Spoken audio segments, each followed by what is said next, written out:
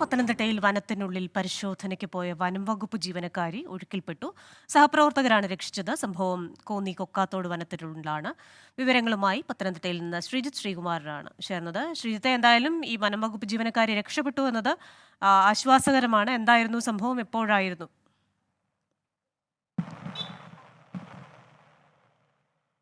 ഇന്നലെ വൈകുന്നേരത്തോടു കൂടിയായിരുന്നു ക്രിസ്റ്റീന ഈ ഒരു സംഘം കൊക്കാത്തോടിലെ വനത്തിനുള്ളിലേക്ക് പോയത്. അവിടെ ഒരു റൊട്ടീൻ പരിശോധനയ്ക്ക് വേണ്ടി പോയതാണ്.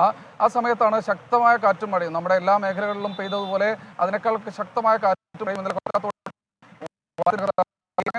തോട് ഏതാണ്ട് മലവെള്ളം തോട്ടിലൂടെ ഒലിച്ചു വന്നത്. അതിനുശേഷം ഈ പെൺകുട്ടി, ഈ ജീവനക്കാരി ഈ ഒഴുക്കിൽ പെടുകയായിരുന്നു. പക്ഷേ 5 or 6 പേർ ആ സംഘത്തിൽ തന്നെ ഉണ്ടായിരുന്നു.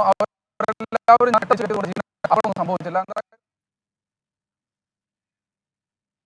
പത്തനംതിട്ടയിൽ വനത്തിനുള്ളിൽ പരിശോധനയ്ക്ക് പോയ വനം വകുപ്പ് ജീവനക്കാരെയാണ് ഒഴുക്കിൽപ്പെട്ടത്. മലവെള്ളമടക്കം ഉണ്ടായിരുന്ന സാഹചര്യത്തിലാണ് ഈ ജീവനക്കാരെ അവിടെ ഒഴുക്കിൽപ്പെട്ടത്. സഹപ്രവർത്തകർ ഈ വനം വകുപ്പ് ഉദ്യോഗസ്ഥയെ രക്ഷിച്ചു. വിവരങ്ങളുമായി ശ്രീകുമാരൻ തുടരുകയാണ്. ശ്രീജിത്തെ, തുടരാം.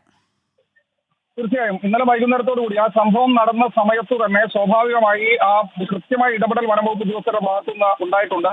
അതിന്റെ ഭാഗമായി ആ സ്ത്രീയെ, ആ ജീവനക്കാരിയെ അപ്പോൾ തന്നെ പിടിച്ച് കയറ്റാൻ അവർക്ക് കഴിഞ്ഞു എന്നാണ് മനസ്സിലാക്കുന്നത്. എന്തായാലും അതിനുശേഷം സമഗ്രമായി മണിക്കൂറുകൾ എടുത്ത ശേഷമാണ് കാട്ടിനുള്ളിൽ നിന്ന് ആ സംഘത്തിന് പുറത്തെത്താൻ കഴിഞ്ഞത്. കാട്ടിൽ ശക്തമായ മഴ ഇന്നലെ രാത്രിയോടുകൂടി പെയ്തിരുന്നു. ആ മഴയുടെ ഒരു കുത്തൊഴുക്ക് തന്നെയാണ്, അല്ലെങ്കിൽ ആ മലവെള്ളത്തിന്റെ കുത്തൊഴുക്ക് തന്നെയാണ് തോട്ടിലൂടെ വന്നതെന്ന് നിസ്സംശയം പറയാം. ദൃശ്യങ്ങൾ നമുക്ക് അത് തന്നെയാണ് കാണിച്ചു വരുന്നത്. എന്തായാലും ആ ജീവനക്കാരി ഇപ്പോൾ രക്ഷപ്പെട്ടിട്ടുണ്ട്. നടുവത്താംമൊഴി ഫോറസ്റ്റ് റേഞ്ചിന്റെ കീഴിലാണ് ഈ കൊക്കാത്തോട് ഫോറസ്റ്റ് സ്റ്റേഷൻ അടക്കമുള്ളത്. എന്തായാലും വനംവകുപ്പ് ഉദ്യോഗസ്ഥർ ഇപ്പോൾ പറയുന്നത് കാര്യമായ കുഴപ്പമൊന്നും സംഭവിച്ചിട്ടില്ല, തങ്ങളുടെ ജോലിയുടെ ഭാഗം മാത്രമാണ് എന്നാണ് വനംവകുപ്പ് ഉദ്യോഗസ്ഥരുടെ ഒരു വിശദീകരണം. ശരി, പത്തനംതിട്ടയിൽ നിന്ന് വിവരങ്ങൾ നൽകിയത് ശ്രീകുമാരനാണ്.